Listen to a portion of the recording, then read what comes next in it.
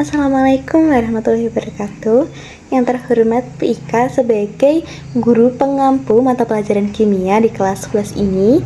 Jadi perkenalkan, nama saya Nafila Ramasyidah dari kelas 11 dari nomor absen 27 akan mengerjakan 2 soal pembahasan kimia mengenai ikatan kimia.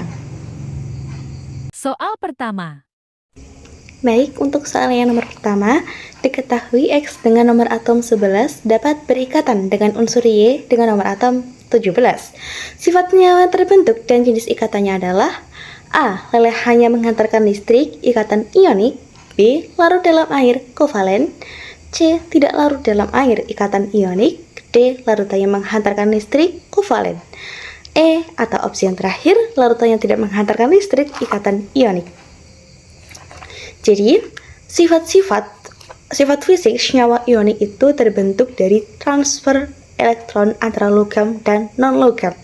Nah, larutan atau lelehannya itu menghantarkan listrik karena dia itu mengandung ion bebas. Contohnya NaCl atau MgO.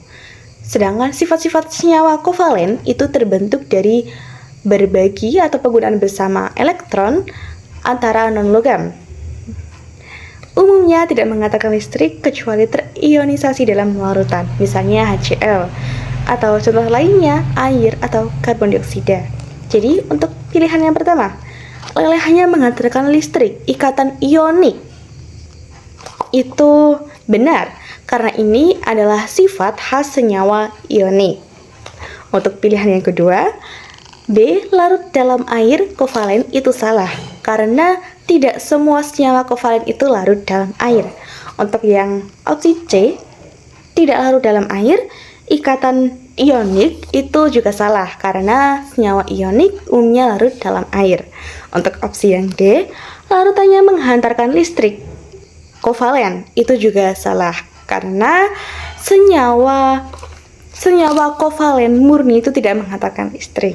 Untuk yang E atau opsi terakhir itu, larutan tidak menghantarkan listrik, ikatan ionik, itu juga salah.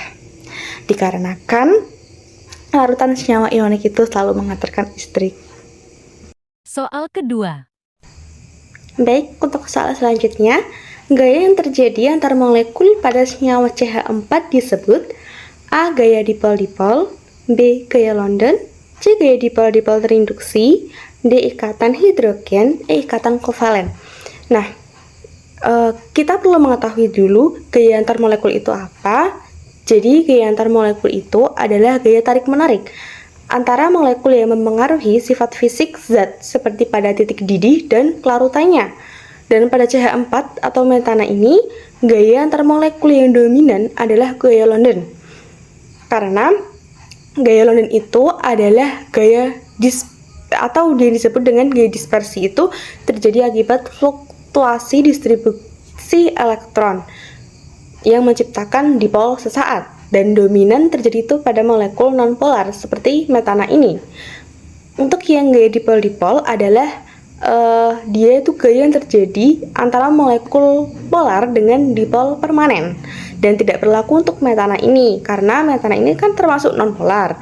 Sedangkan ikatan hidrogen itu gaya kuat antara H yang terikat pada NOF dengan pasangan elektron yang bebas dan tidak berlaku pada metana karena tidak ada atom NOF, itu tidak ada.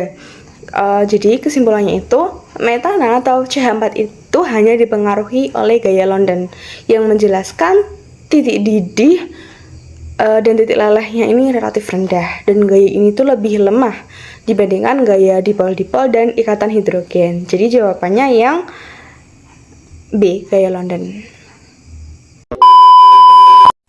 Baik, terima kasih Bu Ika atas kesempatan untuk memperbaiki nilai di materi ikatan kimia ini, dan terima kasih Bu Ika telah menyaksikan. Saya Nafila Ramasyidah izin mengakhiri. Wassalamualaikum warahmatullahi wabarakatuh.